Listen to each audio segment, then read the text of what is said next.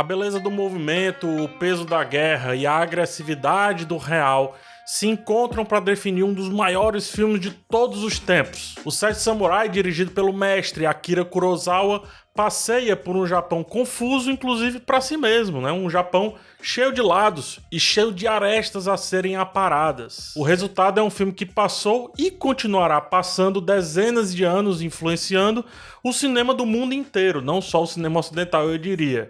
Vai do faroeste, passa por Star Wars e chega ali no brasileiro Bacurau, por exemplo, apenas. A história, que foi repetida em diversos filmes de diferentes gêneros, é até simples. Uma vila de uma comunidade focada em agricultura será atacada por bandidos que almejam tomar sua produção, que poderia até ser recuperável. Não é, porque a vila tem na terra a sua subsistência e também o seu dever de vida, a sua própria honra, conforme mostra o final do filme. A mando do ancião local, eles contratam 7 samurais honrados ou não tanto, principalmente samurais esfomeados, né, para ter um pagamento mais tranquilo, a fim de conseguirem vencer essa ameaça que está se aproximando. Kurosawa então escreve um ambiente de urgência e perigo, na verdade, enquanto desfila diversos temas sobre o Japão super dividido daquela época. Antes de continuar, principalmente para aqueles que estão caindo aqui de balão, é importante dizer que esse vídeo faz parte de um dos festivais mensais aqui do canal. Esse em específico é o primeiro vídeo do festival Samurai Kurosawa. Para entender direitinho, tem um link aqui na descrição, mas os demais vídeos serão linkados aqui também na descrição e serão sobre os filmes Yojimbo, Rashomon e A Fortaleza Escondida, tá? Um por semana. A intenção aqui não é fazer uma crítica em si, mas sim apresentar o filme e dar um guia pro olhar daqueles que apreciaram ou vão apreciar o filme da vez, o filme escolhido aqui na minha curadoria. Aproveito também para te pedir o like e também se inscrever nesse canal. Muito obrigado e vamos lá.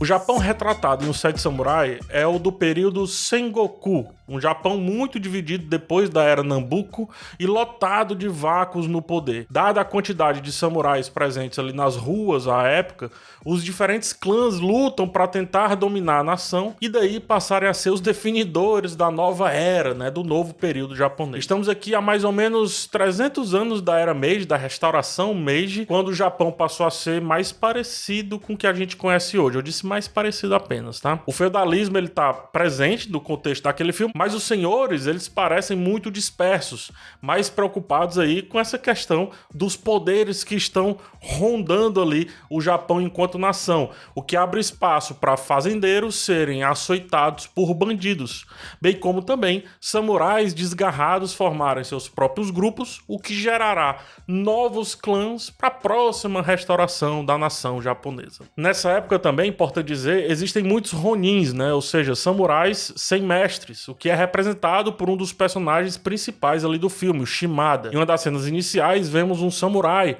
muito cansado, inclusive raspando a sua cabeça antes de encarar uma missão relativamente simples para sua fama, digamos assim. Depois disso, ele meio que se nega a ser treinador de um jovem propenso a ser um samurai, uma vez que o seu próprio caminho, o seu caminho do guerreiro em si, está manchado por alguma coisa recente que aconteceu, mas que não importa para essa história, então o filme não vai nisso. É ele quem une o bando dos 7 samurais, ele quem forma o bando dos 7 samurais, né?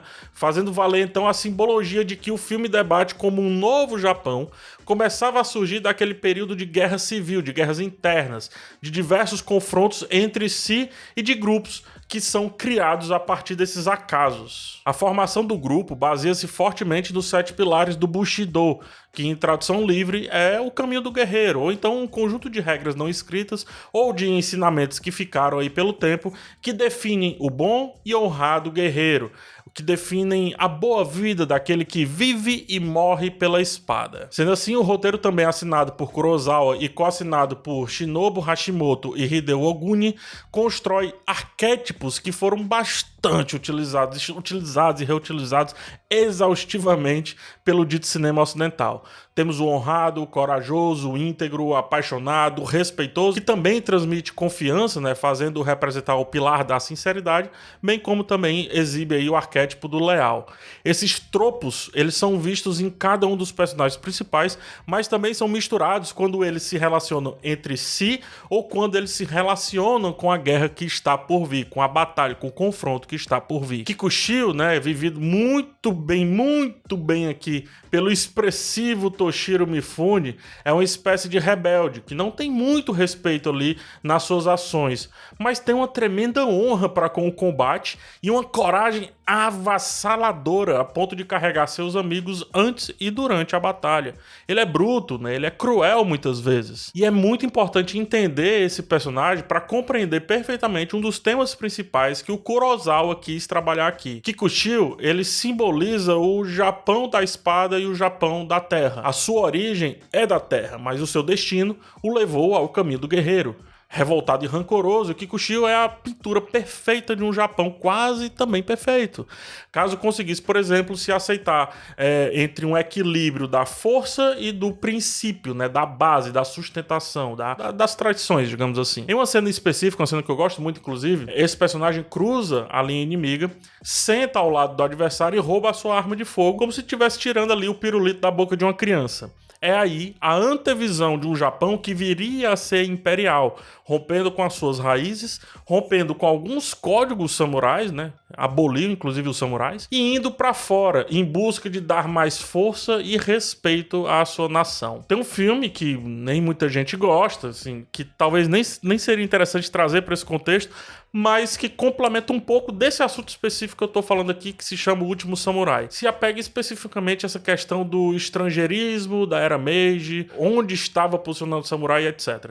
Então, quando você pegar esse filme, o que o Último Samurai debate, e trazer para esse tema específico, eu acho que você vai conseguir compreender melhor ainda esse personagem. Kurosawa também despende um bom tempo pro Kyozo, em uma das cenas mais bem montadas do filme inteiro. Vemos dois guerreiros se enfrentarem. Como uma boa luta de samurai, apenas um golpe definirá o combate. Assim sendo, a fim de preencher as cenas que antecederão o golpe, Kurosawa e o seu montador usam os olhos dos observadores para criar movimento e tensão, principalmente tensão. Kyozo é um espadachim perfeito, é o samurai mais bem imposto ali naquele contexto, né? Aquele que não só vive pela espada, mas como é a retidão da espada. A sua postura, o seu andar, os seus diálogos são diretos, retos, precisos. Quando encontra o jovem Katsushiro, vivendo, por exemplo, ali uma aventura pessoal, resolve não contar sobre isso, mas também não conta que não vai contar. Seus olhos e a sua postura dizem perfeitamente o que ele vai fazer antes mesmo de ele fazer. Kyuzo é também o Japão perfeito, só que aos olhos das tradições, aos olhos do código, aos olhos de um Japão de antes das guerras internas que ele vinha tendo ali com muita força. Cada personagem, então, cria uma alegoria. E também uma forma muito própria de ver esse filme. Por isso, é importante assistir aqui o Sete Samurai no mínimo 7 vezes, cada vez para um personagem específico. Cada personagem carrega uma essência que depois foi inclusive amplamente explorado em outros filmes do Kurosawa. Por isso essa curadoria começa com o Sete Samurai, tá? Começa aqui. É muito importante para entender tanto um Kurosawa para trás quanto um Kurosawa para frente, e também definiu diversos outros filmes do cinema japonês focados ou não em samurais. Essências essas que podem ser vistas, por exemplo, em animes, né, como o Samurai X, mas também no faroeste americano e, como eu falei, no filme brasileiro Bacurau. O Lunga, lá do Bacurau, tem a brutalidade do Kikuchio e uma brutalidade misturada à liderança do Shimada. O Clint Eastwood, em seu personagem O Homem Sem Nome, tem a honra do Kyozo, misturada, obviamente, com a calma do Heihachi, que é um dos personagens que une toda a equipe também. Uma breve demonstração de como os arquétipos que nasceram aqui parecem ter dominado lentamente diversos filmes que vimos ao longo da vida. Até mesmo o mais recente Rambo, que promove uma emboscada na sua casa para resolver a situação, ou até o clássico Esqueceram de Mim, da década de 90, que resolve uma situação de um gigante contra um pequenino, da mesma forma que os Sete Samurai e os Aldeões resolveram aqui a sua situação. Eu destaco a fotografia magistral de Os Sete Samurai. O movimento é criado de diversas maneiras. Kurosawa jamais permite que os planos sejam estáticos ou retos demais. Sempre há no mínimo 3 camadas na cena, e a principal tá sempre no centro, né, nesse sanduíche aqui. Então existe o primeiro plano e tem coisa no primeiro plano, o segundo plano é o plano principal e tem um terceiro plano, digamos assim, um fundo, um background. Nesse plano mais ao centro, dois personagens conversam enquanto um galhozinho balança na frente deles, ou um areal toma conta também, denunciando a presença do vento.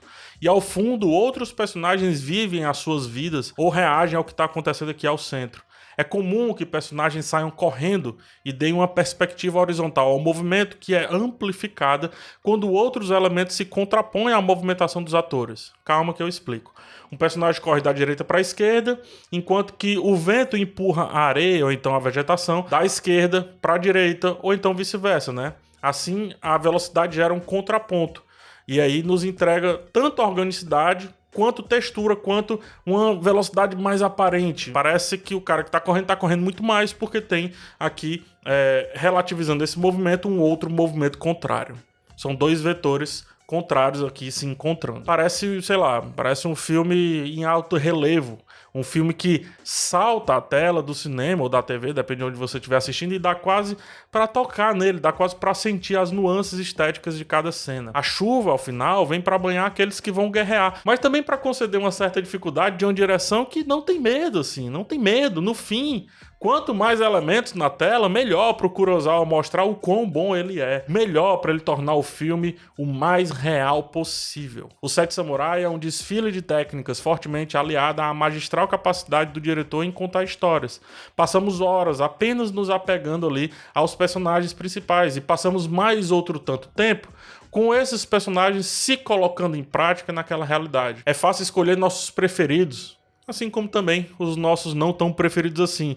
E com calma, Akira Kurosawa constrói não um filme, mas constrói a sua vontade, uma vontade imensa de falar sobre os vários aspectos de um Japão buscando se encontrar da maneira mais difícil possível, ou seja, através do sangue, através da força. A leveza de Os Sete Samurai é o contraponto daqueles que guerreavam com a espada, mas que pareciam esquecer como era viver pela espada. O filme ele termina mudo, quase mudo na real, diante de um costume de gente simples, diante do costume do fazendeiro, do comum, do aldeão.